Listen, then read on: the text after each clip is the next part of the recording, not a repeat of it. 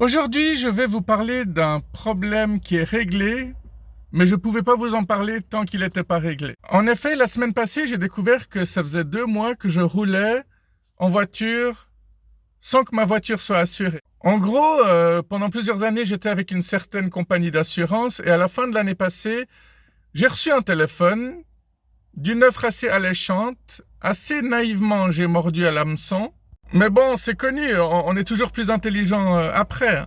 Donc voilà, je tombe sur un conseiller super sympa qui a l'air assez pro, qui me fait une offre à laquelle j'ai adhéré. Et tout à coup, en début de semaine passée, je reçois un message du service des automobiles qui me disent on va retirer vos plaques, on va prendre votre livret permis de circulation. Et moi, je suis rentré un peu en mode panique parce que on m'avait déjà pris mes plaques une fois et on m'avait même pas prévenu. Je trouve qu'on devrait au moins envoyer 3 rappels. L'idéal serait 5, évidemment. Mais dans mon cas, je pense que j'ai reçu une lettre et 10 jours après, j'ai reçu un premier appel. Et 5 jours après, j'avais déjà mes plaques qui étaient parties. Bon, ça, c'était déjà une histoire rocambolesque. Je ne sais pas si je vous en ai déjà parlé. Si ça vous intéresse, je peux toujours le faire ou le refaire. Alors, j'ai commencé à appeler par-ci, par-là des connaissances en premier pour savoir s'il y avait une assurance bon marché qui pouvait me conseiller. Évidemment, j'ai aussi essayé de me débrouiller par moi-même. La première compagnie d'assurance que j'ai appelée, la femme qui m'a répondu m'a gueulé dessus.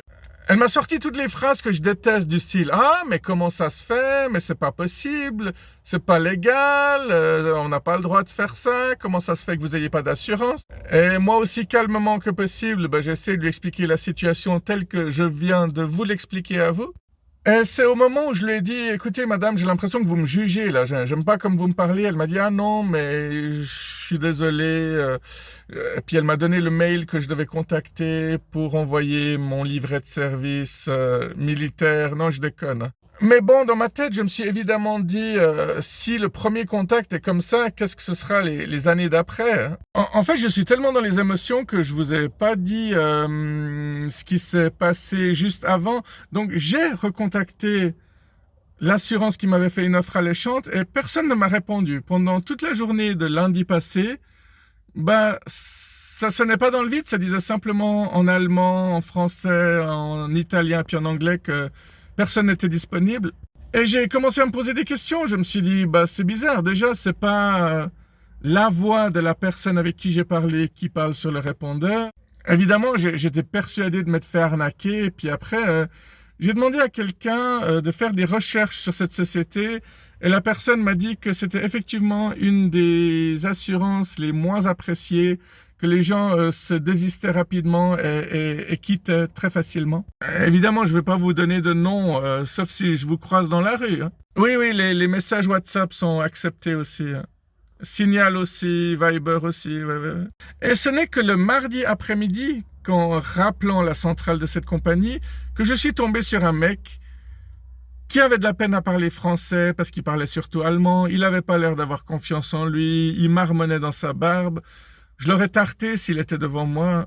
C'est sans doute pour ça que le téléphone existe, pour que tu puisses boucler au nez du gars, mais sans le blesser physiquement. Bon, tu lui fais une petite douleur à l'oreille peut-être, mais c'est rien ça. C'est rien quand tu penses que tu as envie d'utiliser des couteaux bien brillants, bien aiguisés. Ouais, il y a des personnes à qui certaines douleurs ne feraient pas de mal, en fait. Tu l'as la référence? Tu l'as la référence? Oui, oui, c'est le premier film avec Jason Statham. Ouais. En tout cas, le film qui l'a rendu connu, quoi. Revenons à nos moutons. Alors, la personne m'a dit qu'ils avaient envoyé une attestation durant le mois de janvier que j'étais pas allé signer. Alors du coup, j'ai demandé s'ils pouvaient renvoyer cette feuille. Ils ont dit que non et qu'ils prenaient pas de nouveaux clients. Moi, je l'ai dit, attendez, c'est un restaurant qui dit désolé, on est complet, pas une assurance. Bref, j'ai vraiment su que je voulais pas bosser avec eux, être chez eux.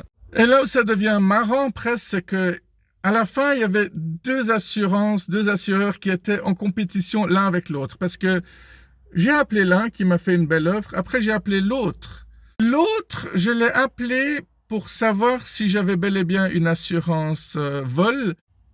Donc, mon assurance ménage. Et puis, évidemment, il m'a dit, mais vous avez déjà votre assurance ménage chez vous. Pourquoi? Chez nous, chez nous. Pourquoi est-ce que vous prendriez pas votre assurance auto aussi chez nous? Si vous avez tout au même endroit, c'est beaucoup plus facile. L'autre, par contre, il avait des arguments comme quoi, si vous avez plus confiance en un autre conseiller, et puis que c'est peut-être un peu plus cher, mais que vous êtes sûr que tout est couvert, c'est mieux d'aller chez lui. Bref, il y a eu cette espèce de petite bataille, je sais pas comment appeler ça, si c'était du ping-pong, ou si c'était carrément du à la guerre comme à la guerre, hein. Mais je pense que j'ai dû au moins les appeler 3 fois chacun.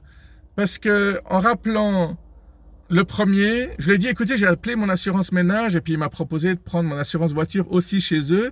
Puis il m'a dit, ils vous ont proposé combien? Et puis chaque fois, ils essayaient les deux de baisser. Alors il a dit, ah mais il vous a fait telle offre, donc moi je vais vous faire un peu moins. Donc j'ai rappelé l'autre en disant, l'autre m'a fait une belle offre et il m'a dit, je peux aussi vous faire un peu moins. Mais là où je trouve que c'est extraordinaire, c'est que quand l'offre, le prix baisse beaucoup, tu te demandes, mais pourquoi ils n'ont pas fait ce prix bas dès le début? Et c'est là que tu vois que tout est basé sur le fric, l'arnaque et les belles paroles, hein. J'ai un ami qui paye très peu tout. En fait, il paye très bon marché tout ce qu'il paye parce qu'il a la tchatch. Chaque fois que quelqu'un l'appelle en disant « Ah, j'ai une offre à vous faire », il dit « Mais je paye moins cher chez eux ». Alors les personnes essaient de descendre et puis pour finir, il paye presque plus rien. Du moins pour son téléphone, pour sa télé. Évidemment, j'ai contacté cette personne pour qu'elle m'aide à trouver une assurance voiture pas chère, mais cette personne ne conduit pas, donc voilà, on peut pas être parfait, il n'a pas pu m'aider pour ça.